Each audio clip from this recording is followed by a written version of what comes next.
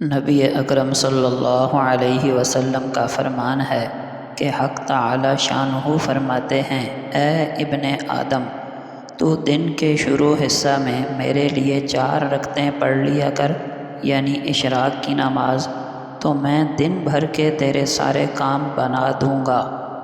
آپ صلی اللہ علیہ وسلم نے فرمایا، 3 گناہ ایسے ہیں جن کے کرتے وقت آدمی کا ایمان نکل جاتا ہے: زانی کا زنا کرتے وقت، شرابی کا شراب پیتے وقت، چور کا چوری کرتے وقت۔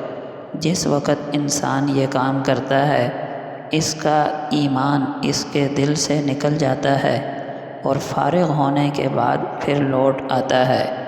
نبی اکرم صلی اللہ علیہ وسلم کا فرمان ہے، آدمی کے لیے دنیا میں 3 چیزوں کے علاوہ کوئی حق نہیں: ایک، اتنی مقدار کھانا کہ جس سے کمر سیدھی رہے; دوسرے، اتنا کپڑا جس سے بدن ڈھکا رہے; تیسرے، گھر جس میں آدمی رہ سکے۔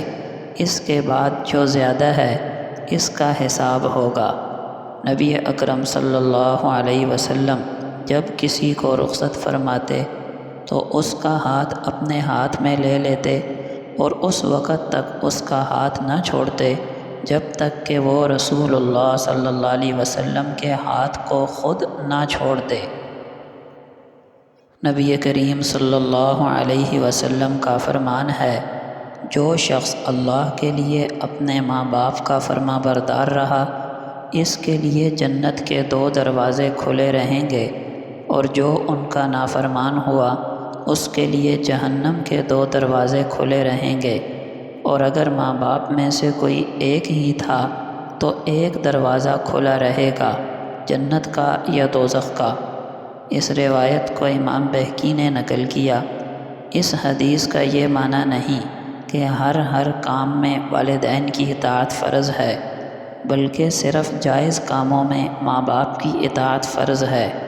جو کام ناجائز اور گناہ ہیں، اگر والدین ان کا حکم کریں تو وہاں نافرمانی فرض ہے، البتہ اس وقت بھی والدین کے ساتھ بدتمیزی، بے ادبی اور گستاخی جائز نہیں۔ نبی اکرم صلی اللہ علیہ وسلم کا فرمان ہے، جب تم غمگین و پریشان ہوا کرو تو یہ دعا پڑھ لیا کرو: حسبی اللہ و نعم الوکیل۔ ترجمہ: اللہ میرے لیے کافی ہیں اور وہی بہترین کام بنانے والے ہیں۔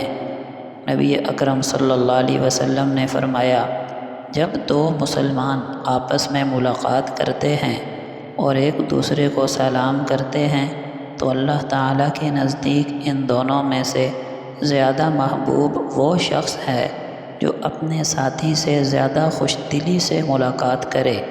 جب وہ دونوں مصافحہ کرتے ہیں تو اللہ ان پر 100 رحمتیں نازل فرماتا ہے، ان میں سے 90 رحمتیں مصافحے میں پہل کرنے والے پر اور 10 رحمتیں مصافحہ کرنے والے دوسرے آدمی پر نازل فرماتا ہے۔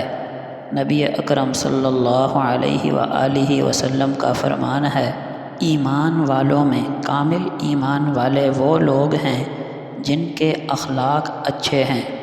نبی اکرم صلی اللہ علیہ وسلم بنو نجار کے باغ میں تشریف لے گئے۔ وہاں چند قبریں تھیں۔ اچانک رسول اللہ صلی اللہ علیہ وسلم کا خچر بدکنے لگا۔ آپ نے فرمایا، مردوں کو عذاب دیا جا رہا ہے، اسی کی آواز سے یہ خچر بدکا ہے۔ اگر یہ ڈر نہ ہوتا کہ تم مردوں کو دفن کرنا چھوڑ دو گے تو میں تمہیں بھی وہ آواز سنوا دیتا۔ اس حدیث کو امام مسلم نے روایت کیا۔